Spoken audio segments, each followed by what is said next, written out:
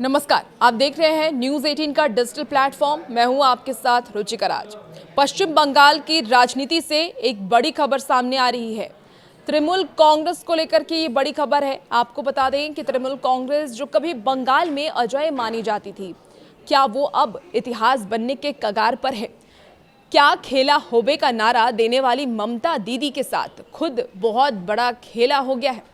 जी हां, देखिए, बंगाल विधानसभा चुनाव में मिली करारी हार के बाद टीएमसी अब ताश के पत्तों की तरह बिखरती नजर आ रही है। एक एक कर ममता बनर्जी के सबसे मजबूत खिलाड़ी या कह लें नेता, उनके पुराने वफादार और ग्लैमरस सितारे बगावत की राह पर चल पड़े हैं। दिल्ली से लेकर के कोलकाता तक सियासी भूचाल आ चुका है।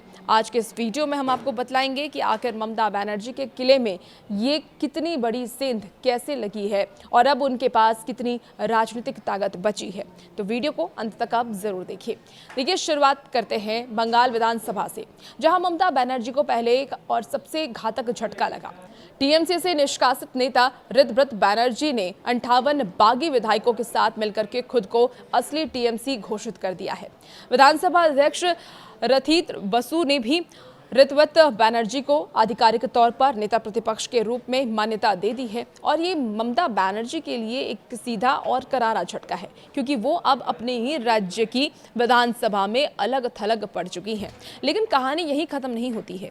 ये आग अब दिल्ली यानी कि संसद तक पहुंच गई है। सूत्रों के मुताबिक लोकसभा में टीएमसी के लगभग 20 सांसदों ने बगावत का विगुल फूंक दिया है, यानी कि बागी सांसदों ने लोकसभा अध्यक्ष ओम बिरला को पत्र लिख करके एक अलग गुट के रूप में मान्यता देने और एनडीए में शामिल होने की इच्छा जताई है। इस बगावत का सबसे हैरान करने वाला पहलू यह है कि इसमें वो चेहरा शामिल है जो कभी ममता बनर्जी की परछाई हुआ करते थे।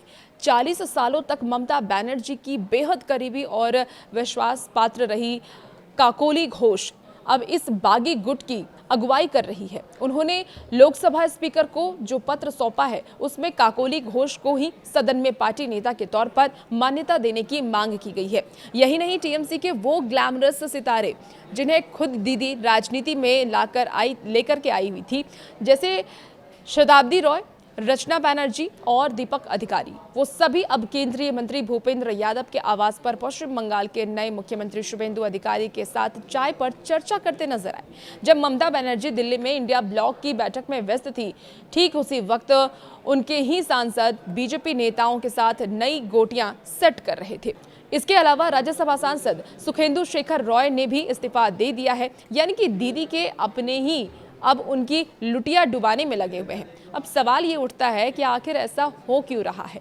देखिए, राजनीतिक विश्लेषकों की माने तो ममता बनर्जी की पार्टी 2 स्तंभों पर टिकी थी, उनकी अपनी ब्रांड वैल्यू और सरकारी संसाधन।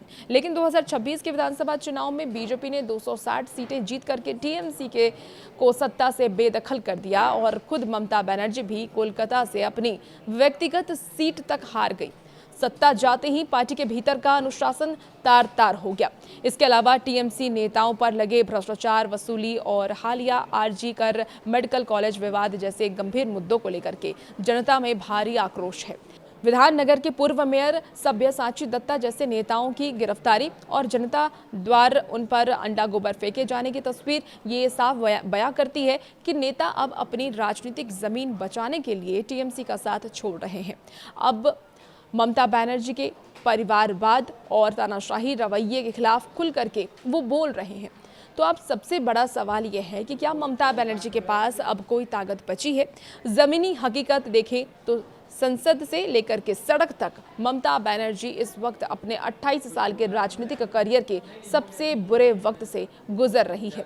उनके पास सांसदों और विधायकों का वो संख्या बल नहीं बचा है जिसके दम पर वो दिल्ली या कोलकाता को हिला सके। अब सवाल यह है कि क्या वो अपने अकेले दम पर बंगाल की जनता के बीच दोबारा जा पाएंगी? क्या वो इस बिखरी हुई टीएमसी को फिर से खड़ा कर पाएंगी? तो ये तो वक्त ही बतलाएगा। आपको क्या लगता है इस पूरे मामले को देख करके? कमेंट बॉक्स में अपनी राय जरूर दीजिएगा।